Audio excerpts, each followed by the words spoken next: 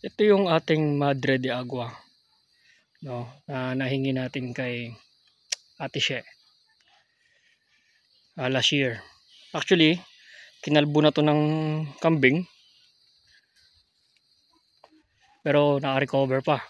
Nakuhaan na rin natin to ng maraming sanga para i-propagate. Ayan siya, no? Ayan siya. So, this is a good source of protein para sa mga hayop. Especially ngayon, may plano tayong mag free range chicken. Kailangan natin ng maraming ganito para mayroon tayong additional source of protein ng ating mga alaga. So makatipid tayo kahit paano ng feeds. Ito yung last month, ito yung kinuha na natin ng sanga, no? Kasi may humingi sa atin.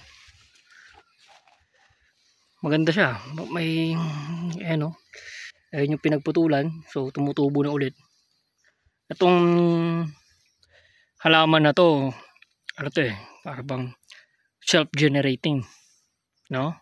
Nagre-regenerate siya kapag pinuputol. So maganda yung response niya pagdating sa pruning, no? Ideally, pag tumaas to konti, ipupuron ulit natin para kumapal. Mas maraming sanga. So mas maraming dahon, mas marami tayong source ng pagkain ng hayop.